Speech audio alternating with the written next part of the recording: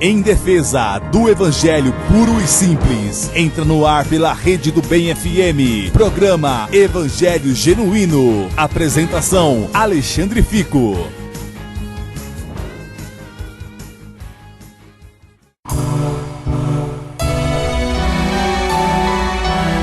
No programa Evangelho Genuíno, momento da palavra.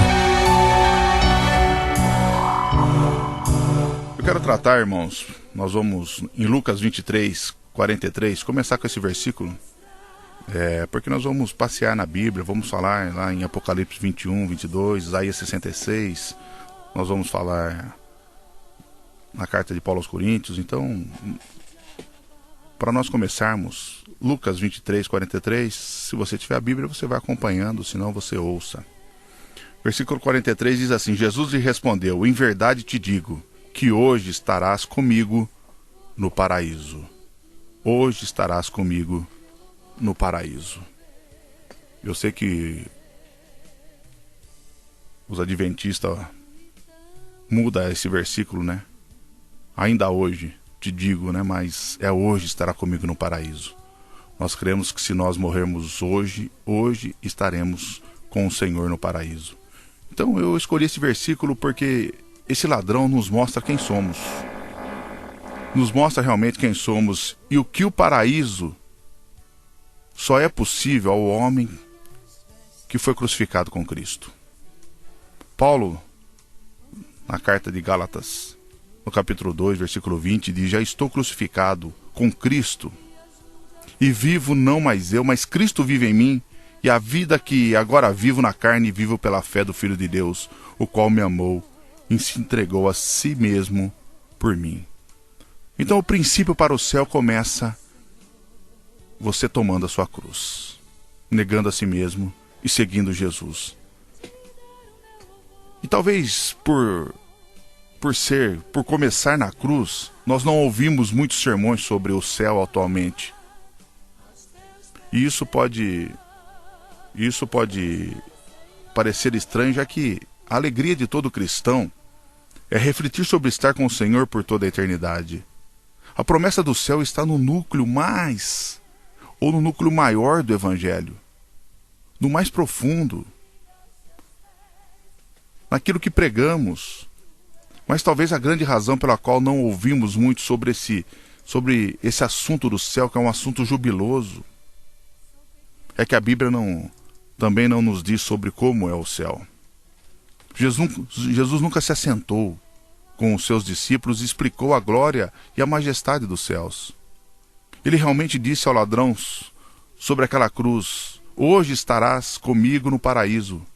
Mas ele não disse como seria. E o apóstolo Paulo se refere aos céus quando fala de ter sido levado ao paraíso. Ele diz que viu e ouviu coisas que abalaram tanto a sua mente que ele não tinha linguagem para as descrever. Então a ideia que se tem da descrição de Paulo é de que, mesmo se ele pudesse explicar o que viu, as nossas mentes humanas não conseguiriam compreender. E Paulo menciona um terceiro céu. E para nós continuar nesse pano de fundo, nessa explicação, o que é o terceiro céu mencionado na Bíblia? Essa menção do terceiro céu, que está nesse texto, lá na segunda carta de Paulo aos Coríntios, capítulo 12, diz assim: conheço um homem em Cristo que há 14 anos foi arrebatado até o terceiro céu. Se no corpo ou fora do corpo, não sei, Deus sabe. Paulo está explicando sobre uma experiência que ele teve muito tempo atrás, onde ele esteve em um lugar especial e recebeu ali revelações grandiosas de Deus. O próprio apóstolo Paulo define esse terceiro céu onde ele esteve como sendo o paraíso. Ele fala: fui arrebatado ao paraíso e ouviu palavras inefáveis, as quais não é lícito ao homem referir. No versículo 4. Ou seja, esse lugar em que Paulo esteve é o que a Bíblia chama de paraíso. Aquele que Jesus prometeu ao ex-ladrão. E também, em algumas ocasiões, ele o chama de lugar onde Deus habita. Por exemplo, Salmos, no capítulo 2, versículo 4, ele fala: aquele que habita nos céus. E com isso já temos claro que o terceiro céu é uma referência ao lugar da habitação de Deus, ao paraíso. E você pode até perguntar, se Paulo usa a expressão terceiro céu, isso seria uma indicação que existem outros céus? Onde fica o primeiro céu? Quando Paulo nomeia o paraíso de Deus como terceiro céu, ele parece estar fazendo uma separação explicativa didática que era bem conhecida naquela época, na sua época. Então, sendo assim, o primeiro céu seria aquele que é o mais próximo de nós, de nossa vista, aquele onde podemos ver os pássaros voando e as nuvens, e além de outros fenômenos meteorológicos. Daí ser ele que nós podemos chamar em primeiro nível de primeiro céu. Gênesis capítulo 1, versículo 9 diz: Disse também Deus, ajunte-se as águas debaixo dos céus num só lugar, e apareça a porção seca, e assim se fez. E aí o segundo céu fica onde? Então o segundo céu seria uma referência a um segundo nível. Ou seja, aquele que onde ficam as estrelas, as constelações e os luzeiros que conhecemos mais popularmente pelo espaço sideral. Gênesis 1, 14, disse também Deus, haja luzeiros no firmamento dos céus para fazerem separação entre o dia e a noite, e sejam eles para os sinais, para estações, para dias e anos. Então esses luzeiros, irmãos, apesar de podermos vê-los, alguns nós podemos enxergar, então é um nível extremamente distante aqui da Terra. E daí nós podemos classificá-lo como um segundo céu. E o terceiro céu? E o terceiro céu aponta para uma realidade espiritual e não física. É um nível que não pode ser visto pelo olho humano, onde a Bíblia aponta que Deus tem o seu trono. O salmista, novamente, no capítulo 11, versículo 4, diz: O Senhor está no céu, no seu santo templo. Nos céus tem o Senhor seu trono. Os seus olhos estão atentos, as suas pálpebras sondam os filhos dos homens. Esse céu é a realidade espiritual, ainda bem obscura para nós, mas que foi descrita na Bíblia por diversas vezes como um lugar existente e habitado não só por Deus, mas também por criaturas celestiais. Seja o que for que Paulo tenha testemunhado no céu, isso o impactou de tal maneira que para o resto da vida ele quis ardentemente estar lá. Ele desejava isso ardentemente. Ele tinha os olhos fitados na eternidade. Paulo era grato por sua vida, por seu chamado, pelo seu ministério. Até acredito que ele amava o povo de Deus com um amor ágape, mas ao longo dos seus anos de ministério, ele mostrava um contínuo desejo de ir para o lar celestial e estar com o Senhor Jesus. O seu coração simplesmente ansiava estar lá. Então onde é esse céu? Nós não sabemos. Eu tentei só explanar um pouquinho para que nós compreendermos sobre um novo céu. Efetivamente sabemos que há um novo céu chegando, assim como uma nova terra. E esse novo planeta não será simplesmente a velha terra refinada pelo fogo, mas algo inteiramente novo.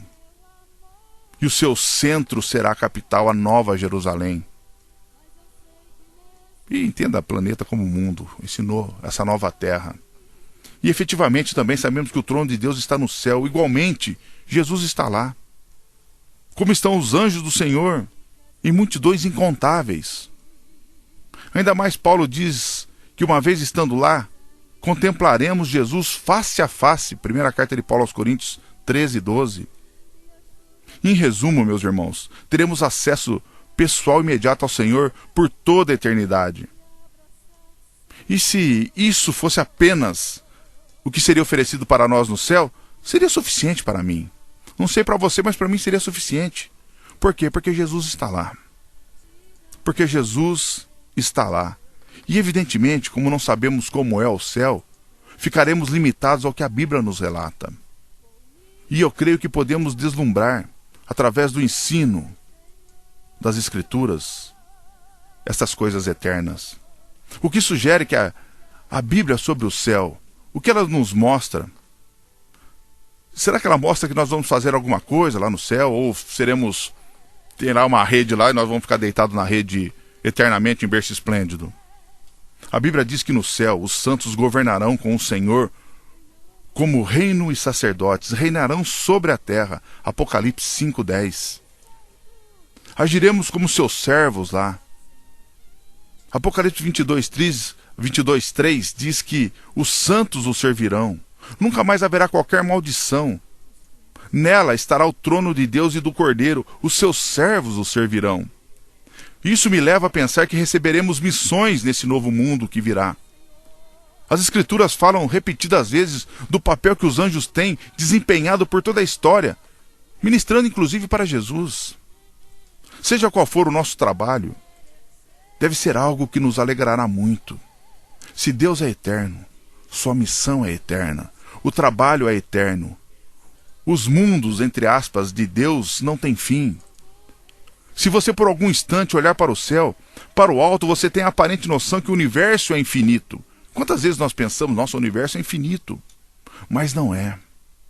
O único que é infinito por ser eterno é o próprio Deus, que criou o universo. Então, se o universo foi criado, o universo ele é finito.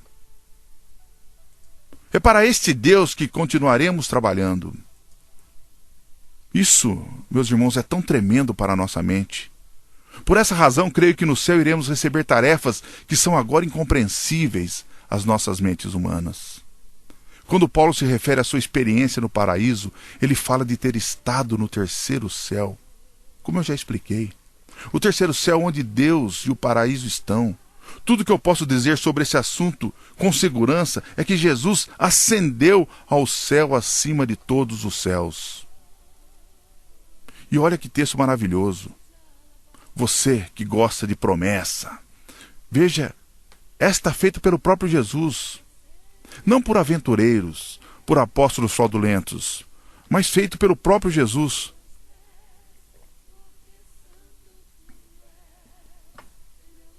Você que deseja ter uma casa luxuosa, sonha com um condomínio fechado, você que tem esse sonho, Jesus vai realizá-lo. João 14:1-6 diz assim: não se perturbe o coração de vocês, creia em Deus, creia também em mim. Na casa de meu pai há muitos aposentos, se não fosse assim, eu lhes teria dito, vou preparar-lhes lugar. E se eu for e lhes preparar lugar, voltarei e os levarei para mim, para que vocês estejam onde eu estiver. Vocês conhecem o caminho para onde vou. Disse-lhe Tomé: Senhor, não sabemos para onde vais, como então podemos saber o caminho? Respondeu Jesus: eu sou o caminho, a verdade e a vida. Ninguém vem ao Pai a não ser por mim. Meus irmãos, é onde Jesus está lá agora. Sabe o que isso significa?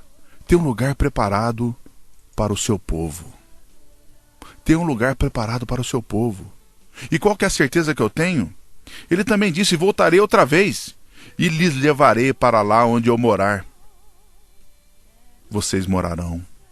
Onde eu morar, vocês morarão. Isso é a promessa do Senhor. Esta é a maravilha do céu, morar com Jesus. E trocando em miúdos, meu irmão, não dá para eu dizer como o céu é, mas ninguém vai chegar lá sem Jesus. Ninguém vai chegar naquele lugar sem Jesus. Eu não sei muito sobre o que está acontecendo lá.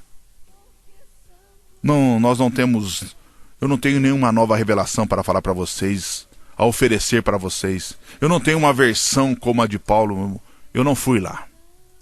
Mas dá para dizer como o céu não é. E o que não está lá, pois isso é o que a Bíblia nos mostra, nos oferece. A Bíblia revela a nós, e isso dá motivo para nos alegrarmos. Então nós vamos para Apocalipse 21, para a visão do apóstolo João. João conta que não encontraremos as seguintes coisas no céu. Não existirão mais mares. No versículo 1, ele diz assim: vi novo céu e nova terra, pois o primeiro céu e a primeira terra passaram e o mar já não existe. Vi também a cidade santa, a nova Jerusalém, que descia do céu da parte de Deus, ataviada como noiva adornada para o seu esposo. E aí nós vemos também Isaías 65, no versículo 17. Pois eis que eu crio novos céus e nova terra, e não haverá lembranças das coisas passadas, jamais haverá memória delas. Então o que me chama a atenção também, num texto de Isaías 66, no versículo 22, 23 e 24, Diz assim: porque como os novos céus e a nova terra, que hei de fazer, estarão diante de mim, diz o Senhor, assim há de estar a vossa posteridade, o vosso nome. E será que de uma festa da lua nova a outra, e de um sábado a outro, verá toda a carne adorar perante mim, diz o Senhor. Eles sairão e verão os cadáveres dos homens que prevaricaram contra mim, porque o seu verme nunca morrerá, nem o seu fogo se apagará, e eles serão um horror para toda a carne. Só uma observação aqui, meu irmão, porque o nosso foco não é falar do inferno. Isso nós falamos a semana passada. Mas aqui Isaías está corroborando com Lucas 16, onde os homens em sofrimento saberão do regozijo do céu. Do regozijo do céu. Por isso que nós temos que ir correndo para Jesus. O que esse texto nos mostra? Que depois que o pecado entrou no mundo, o mundo ficou submetido ao cativeiro da degeneração por causa do pecado. Paulo fala em Romanos 8:21, na esperança de que a própria criação será redimida do cativeiro da corrupção para a liberdade da glória dos filhos de Deus. Porque sabemos que toda a criação, a um só tempo, geme e suporta angústia até agora. O que vemos em Isaías 65, 17-22, são alegria, tanto de Deus quanto do seu povo. É a remoção da tristeza e o sofrimento. Esta alegria, que diga de passagem, nunca foi mencionada nos primeiros 3 capítulos de Gênesis. E de modo que o regozijo com o novo céu e a nova terra é ainda mais marcante. Esses temas de que o profeta Isaías menciona, também é mencionado pelo apóstolo João em Apocalipse 21, do 1 ao 18. Ali João apresenta uma mescla de temas associados com Isaías. O que Deus prometeu para Israel, ele confirmou para a igreja com o apóstolo João. O que foi prometido para Israel, confirmou para a igreja com o apóstolo João, sabendo que existem promessas específicas para Israel e promessas específicas para a igreja. E o céu, novos céus e nova terra, foi prometido a Israel e foi prometido ao povo de Deus também, à igreja, a nova Jerusalém. O que a palavra nos revela é que haverá uma realidade completamente nova. O aspecto temporal será retirado. Todo o aspecto negativo do primeiro mundo serão removidos. Porque toda a mancha do pecado desaparecerá. Deus criará uma nova ordem, um novo mundo. E é óbvio que é difícil saber se haverá uma dimensão física na ordem eterna, semelhante a desse mundo. E com base em alguns textos bíblicos que dá ênfase na ressurreição física, como Lucas 24:39, vede as minhas mãos, os meus pés, que sou eu mesmo. Apalpai-me e verificai, porque um espírito não tem carne nem ossos, como vedes que eu tenho. Romanos 8:11, se habita em vós o espírito daquele que ressuscitou a Jesus dentre os mortos, esse mesmo que ressuscitou a Cristo Jesus dentre os mortos, vivificará também o vosso corpo mortal, por meio do seu espírito que em vós habita. Filipenses 3:21, o qual transformará o nosso corpo de humilhação para ser igual ao corpo da sua glória, segundo a eficácia do poder que ele tem de até subordinar a si todas as coisas. E no conceito de nova terra, de Apocalipse 21, que estamos vendo, algum tipo de semelhança pode ser indicado. No entanto, Paulo fala ao mesmo tempo sobre ser ressuscitado em glória. E sobre um corpo espiritual, na sua primeira carta aos Coríntios 15, versículo 43, semeia-se em fraqueza, ressuscita em poder. Semeia-se em corpo natural, ressuscita corpo espiritual. Se há corpo natural, há também corpo espiritual. Pois assim está escrito, o primeiro homem, Adão, foi feito alma vivente. O último Adão, porém, é espírito vivificante. Mas não é o primeiro o espiritual, e sim o natural, depois o espiritual. O primeiro homem formado da terra é terreno, o segundo homem é do céu. Como foi o primeiro homem o terreno, tais são também os demais homens terrenos. E como é o homem celestial, tais também os celestiais. E assim como trouxemos a imagem do que é terreno, devemos trazer também a imagem do celestial. Que coisa maravilhosa! Assim, com isso, sabemos muito pouco a forma que esse novo mundo terá. Mas Apocalipse 21:3 diz: então ouvi grande voz vindo do trono, dizendo: eis o tabernáculo de Deus com os homens. Deus habitará com eles. Eles serão povo de Deus, e Deus Deus mesmo estará com eles. Mas nós sabemos que a ideia de um novo céu e uma nova terra indica que a antiga dicotomia, o que é dicotomia?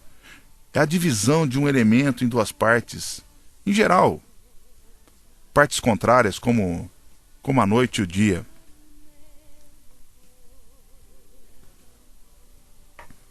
Entre o primeiro céu e a primeira terra não existirá mais essa antiga dicotomia. Deus agora habitará na Nova Jerusalém. O céu será trazido para a terra. Conforme Apocalipse 7, do 9 a 17, os santos passarão a eternidade no céu. E de novo nos mostra a maravilha do céu. Jesus está lá.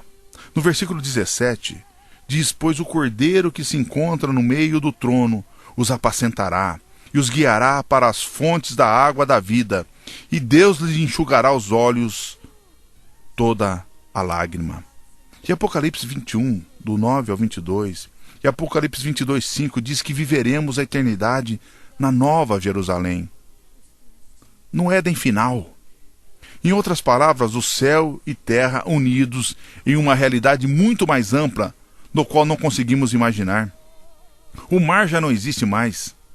E essas palavras de João têm levado a vários comentários sobre o mar não existir mais.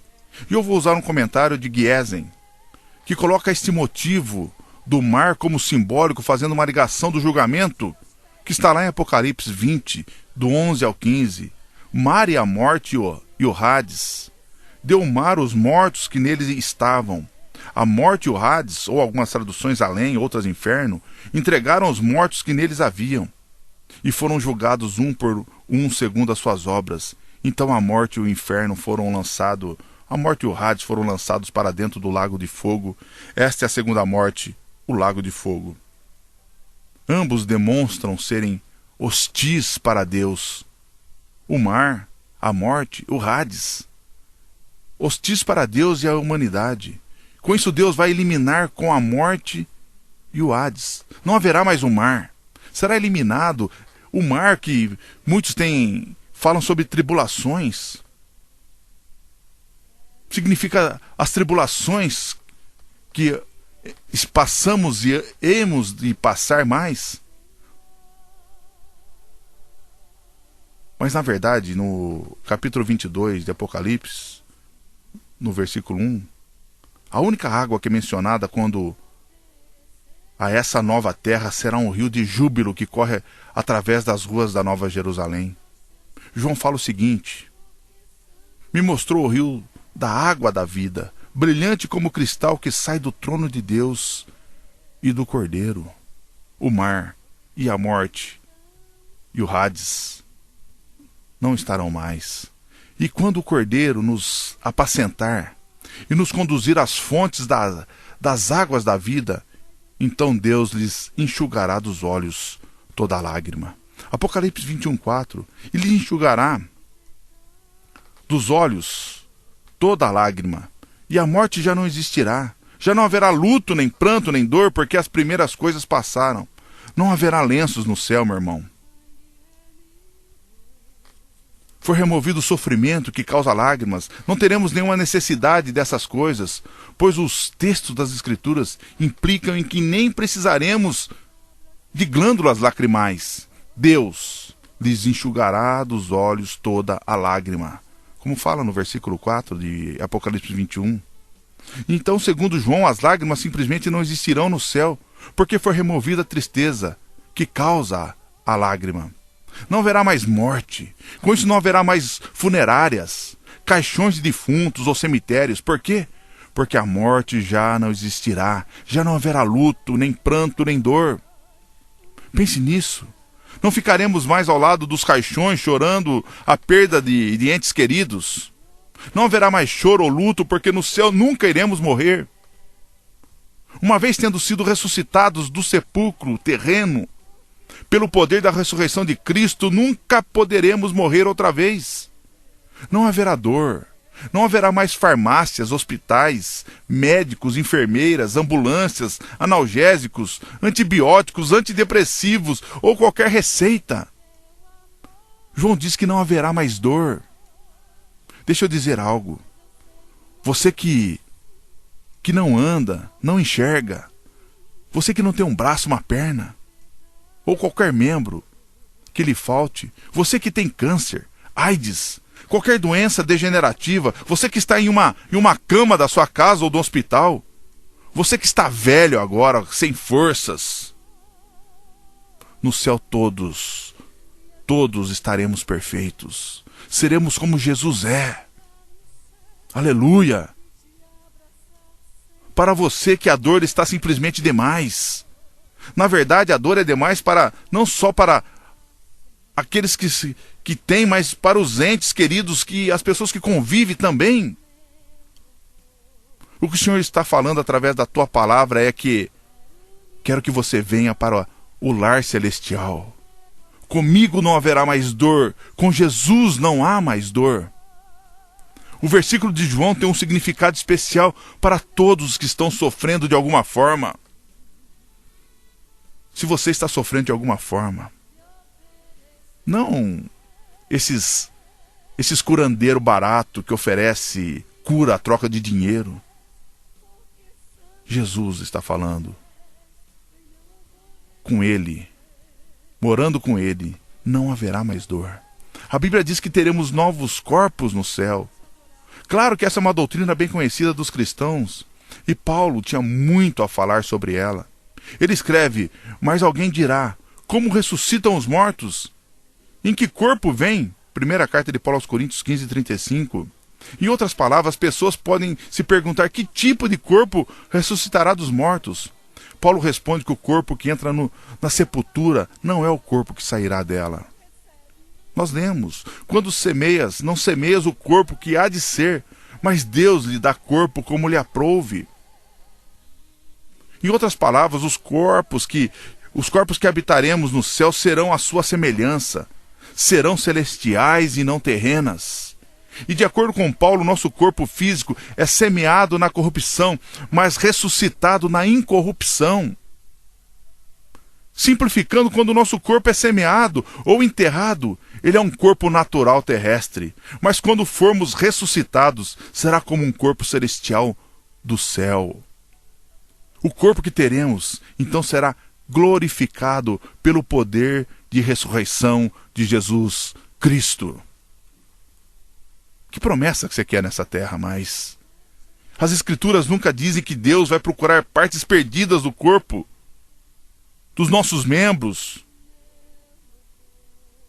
Ele não vai sair catando aí poeira do nosso corpo natural para juntar. Pelo contrário, Paulo ensina, a carne e o sangue não podem herdar o reino de Deus.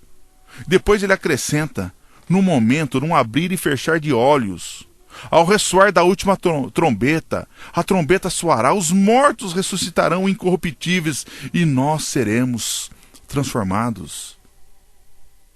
Versículos 50 ao 52 do capítulo 15 de Coríntios. Os nossos corpos de glória serão a exata semelhança de Cristo naquele dia extraordinário. Os túmulos se abrirão, o mar entregará seus mortos. E em seu tremendo poder o Senhor criará corpos novos e eternos. Esses corpos serão a imagem do santo e do justo e nunca se corromperão. E quando isso acontecer, nós falaremos uma língua que todos entenderemos, que todos iremos compreender. Quer dizer, uma única nação. Na verdade, todas as coisas serão feitas novas. Apocalipse 21, no versículo 5, e aquele que está sentado no trono diz, eis que faço novas todas as coisas. E acrescentou, escreve porque essas palavras são fiéis e verdadeiras. E disse-me ainda, tudo está feito. Eu sou o Alfa e o Ômega, o princípio e o fim. Eu, a quem tem sede, darei de graça da fonte da água da vida. Tudo está feito, como eu falei, ele está lá. A morada já está preparada. Com isso o Senhor nos consola quando lembramos o que aconteceu com milhares de pessoas, milhões, talvez, de crianças mortas ou morrendo em todas as eras. Em um instante, todas serão levantadas com novos corpos. Não importa, pense nas crianças cujos corpos foram para a cova com doenças, cujas carnes foram trucidadas em genocídios, cujos corpos foram estilhaçados por bombas. Pense também em homens e mulheres cujos corpos foram desfeitos, destruídos pela doença. Pense também nos corpos que foram enterrados em caixões vedados. Nos mártires de todas as épocas, nos que morreram por meio de tortura, que foram mutilados, serrados ao meio, decapitados, queimados em fogueiras. Todos esses sairão do túmulo com novos corpos, para nunca mais verem corrupção ou a dor. Nossa mente talvez tenha dificuldade para entender tudo isso, mas uma coisa é certa, meus irmãos. Não sei vocês, mas meu coração se alegra com elas. Não haverá relógio no céu, pois o tempo não existirá mais. Esse é um dos conceitos mais difíceis talvez para nós, como homem, compreendermos.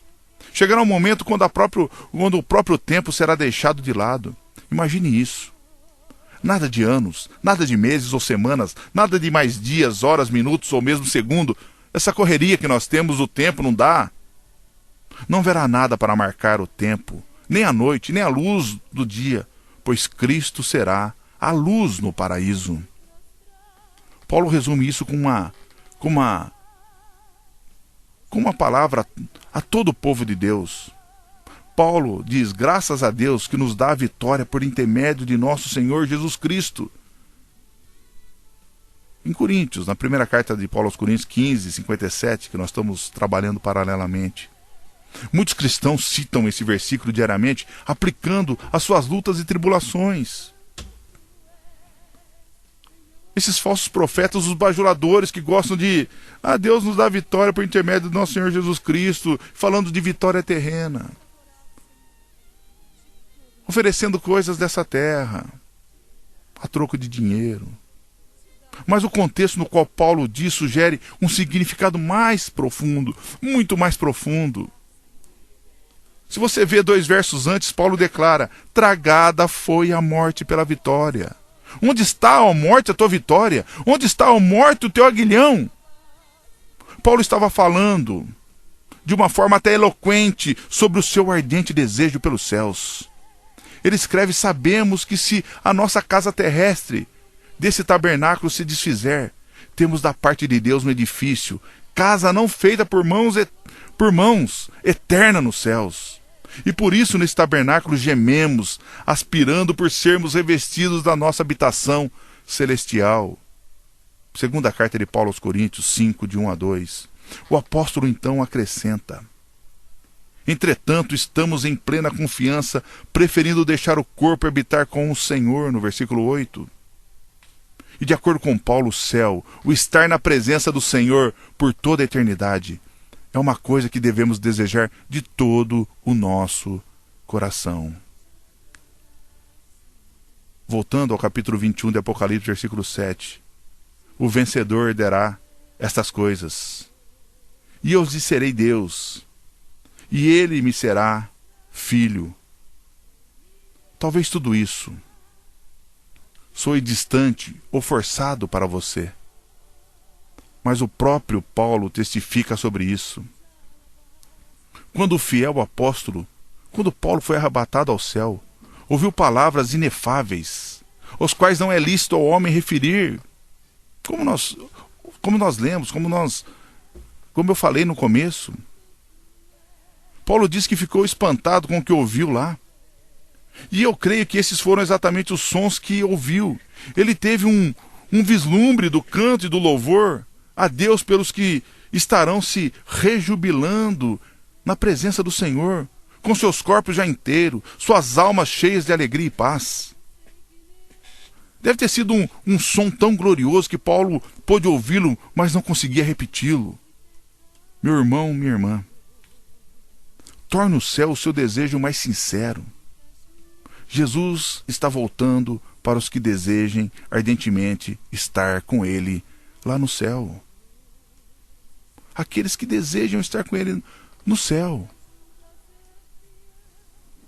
O que falta para nós? Falta nós termos na nossa vida, nos nossos olhos, fitados sempre na eternidade.